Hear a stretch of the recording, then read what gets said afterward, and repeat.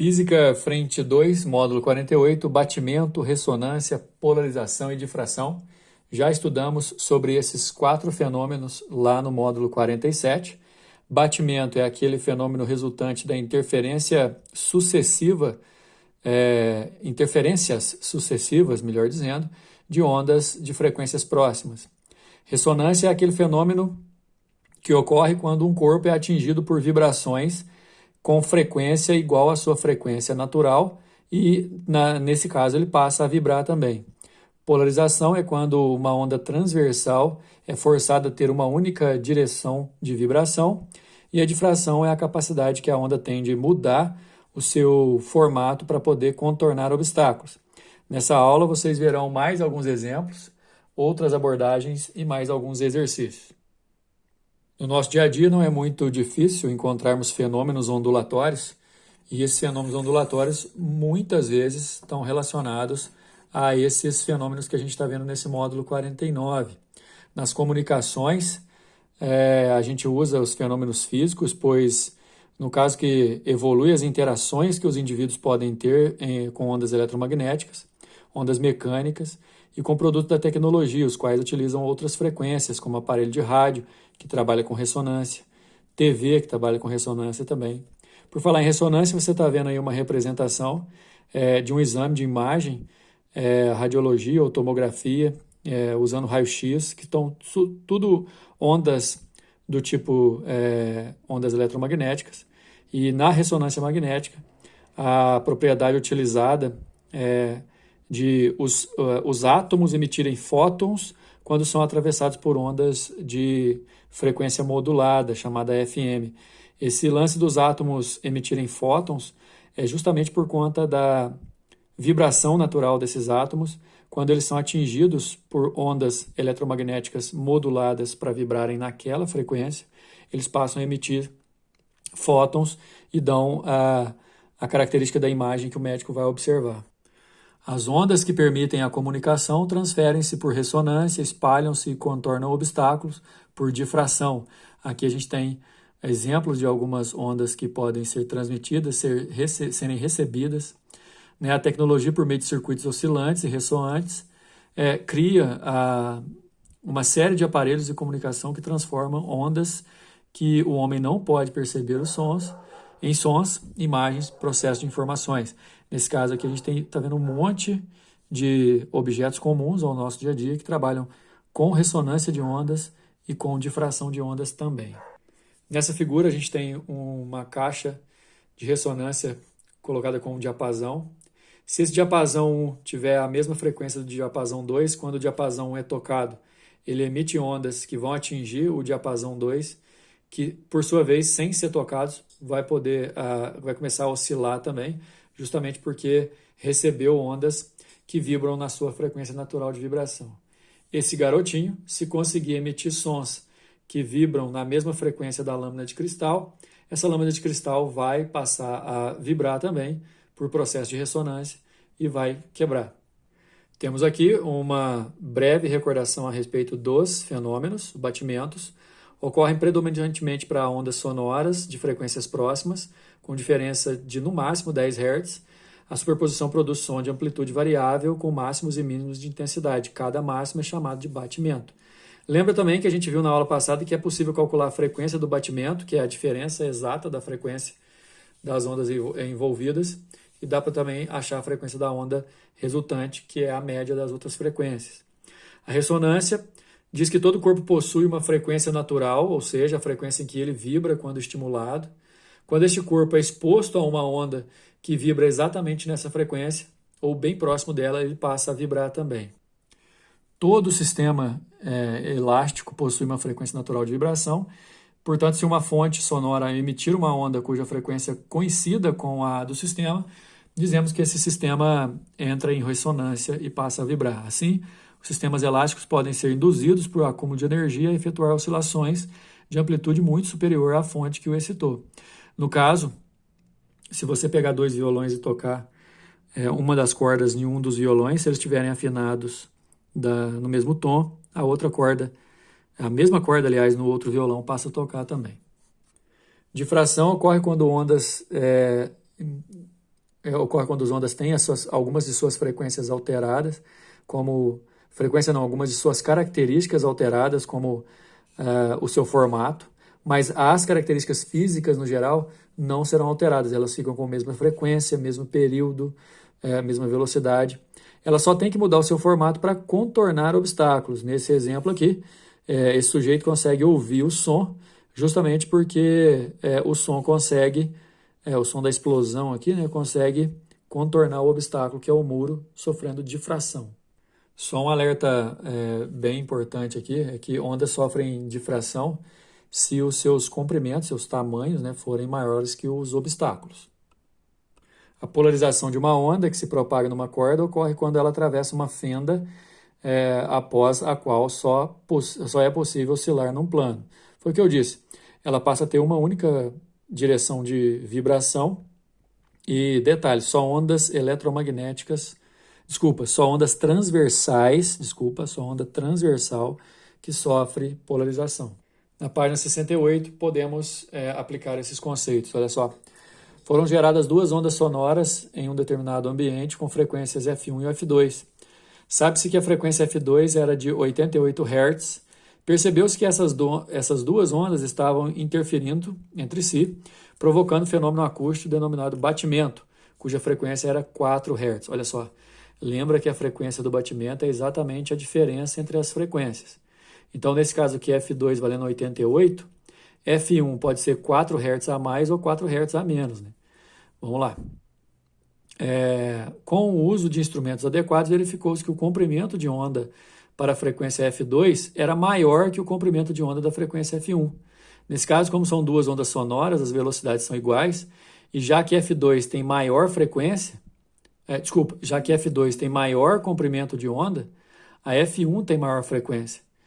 Então, nesse caso, a F1 sendo maior que F2, na verdade vai ser 4 Hz maior. A gente quer saber qual vai ser, com base nesses dados, assinale a alternativa que representa a frequência F1. Então, fácil, tranquilo. Se 88 da frequência F2 e a diferença é 4 e a gente concluiu que o F1 é maior, a diferença sendo 4, F1 vale, então, 92. Número 2, o cozimento ou aquecimento que ocorre em um forno micro-ondas é devido ao fato de as moléculas constituintes dos alimentos, sendo a água a principal delas, absorverem a energia dessas ondas e passarem a vibrar com a mesma frequência das ondas emitidas pelo tubo gerador do forno, que é o magnétron. Repara, pessoal, que nesse caso está deixando claro que o alimento se aquece lá dentro, porque principalmente as moléculas da água, atingidas pelas ondas produzidas pelo magnétron, que é do forno, passam a oscilar, ou seja, o forno é capaz de produzir ondas que possuem frequências iguais às frequências naturais de vibração da água e, portanto, o fenômeno é ressonância, letra E. 3. O efeito da imagem tridimensional no cinema e nos televisores 3D é obtido quando se expõe cada olho a uma mesma imagem em duas posições ligeiramente diferentes. Um modo de se conseguir imagens distintas em cada olho é através do uso de óculos com filtros polarizadores. A gente tem aqui um desenho, pessoal, que tem um raio incidente, um raio refletido. Vamos lembrar das leis. O ângulo de incidência é o mesmo valor que o ângulo de reflexão. Aqui a gente tem um ângulo de refração do raio refratado. E por conta do ângulo ter diminuído em relação ao normal aqui, ó, a gente deixa claro que a velocidade no meio 2 é menor do que a velocidade do meio 1. A letra A do número 3 está dizendo o seguinte: quando a luz é polarizada, as direções dos campos elétricos e magnéticos são bem definidas. A intensidade da luz polarizada, que atravessa um filtro polarizador, é dada pela I é igual a I0 cosseno ao quadrado de θ, onde I0 é a intensidade da luz incidente desse raio e θ é o ângulo entre o campo elétrico e a direção polarizadora do filtro. A intensidade luminosa a uma distância D de uma fonte que emite luz polarizada é I0 igual a P0 4πd ao quadrado, em que P0 é a potência da fonte. Sendo a potência 24 watts, essa potência aqui, ó, calcule a intensidade luminosa que atravessa um polarizador que se encontra a uma distância de 2 metros, aí esse D aqui vale 2 metros, da fonte, e para o qual o ângulo vale 60 graus, e adote o π igual a 3. O π aqui vai valer 3. Qual que é a intenção? A gente usar essa potência, essa distância e o π igual a 3 para usar essa fórmula aqui e achar o I0. Depois eu vou jogar nessa com o I0 que eu achei e o cosseno ao quadrado de 60 graus. Bora lá. Então, como eu disse, a gente tem uma potência de 24 watts e uma distância de 2 e a fórmula da intensidade. 24 é a potência, 3 é o π, 2 é a distância, só que ao quadrado dá 4. Certo? Fazendo os cálculos, a intensidade I0 deu meio. E pela fórmula que o exercício deu, aqui, ó, a intensidade é definida pela intensidade ideal, que é a inicial que a gente acabou calculando, vezes o cosseno ao quadrado do ângulo. Cosseno de 60 graus é meio, meio ao quadrado é 1/4, vezes meio dá 1/8. Então, quer dizer, depois de polarizada, nessas condições, a luz fica com 1/8 de watt por metro quadrado, sendo que antes era meio watt por metro quadrado. Letra B. Uma maneira de polarizar a luz é por reflexão. Quando uma luz não polarizada incide na interface entre dois meios de índice de refração absolutos diferentes, com ângulo de incidência θb, conhecido como ângulo de Brewster, né, que na verdade vai ser o ângulo entre os raios, a luz refletida é polarizada como mostra a figura a seguir, que é a figura lá de cima, né, pessoal? Nessas condições, se o θb mais o θr valem 90, e aí o ângulo de Brewster também vai valer 90, em que θr é o raio refratado, sendo N1 igual a 1, o índice de refração absoluto do meio 1, o θb 60 graus, calcule o índice de refração absoluto do meio 2. Nesse caso, pessoal, a gente vai usar a lei de Snell, N1 sendo θb igual a N2 sendo θr, é só você olhar na figura, que é o ângulo de incidência e o ângulo de refração. Como o seno de θr é igual ao cosseno de θb, porque eles formam 90 graus juntos, a gente pode fazer a substituição, que eles valem meio. Então, no caso aqui, ó, no seno de θr, eu vou colocar meio. O índice de refração aqui vale 1, é só a gente cortar, que a conclusão é que o índice de refração do meio 2 vai valer raiz de 3, é a nossa resposta. Número 4, o debate a respeito da natureza da luz perdurou por séculos, oscilando entre a teoria corpuscular e a teoria ondulatória. No início do século XIX, Thomas Young, com a finalidade de auxiliar a discussão, realizou o experimento apresentado de forma simplificada na figura.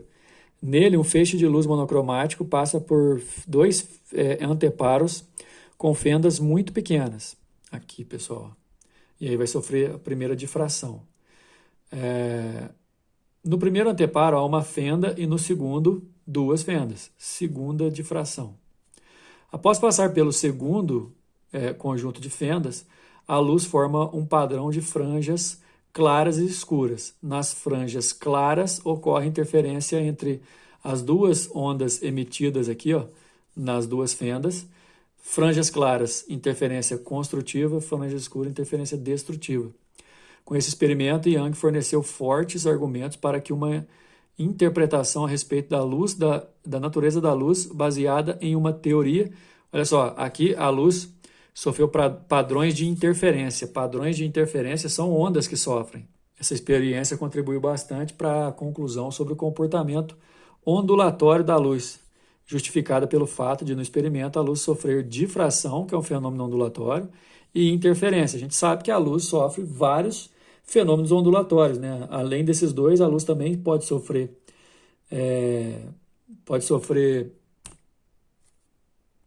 reflexão, refração. Quer dizer, se sofre fenômeno ondulatório, tem característica ondulatória, letra E, ok? Por falar em ondulatório, a gente vai continuar esse importante conceito na aula que vem, mas a gente vai falar sobre ondas estacionárias especificamente. Até lá.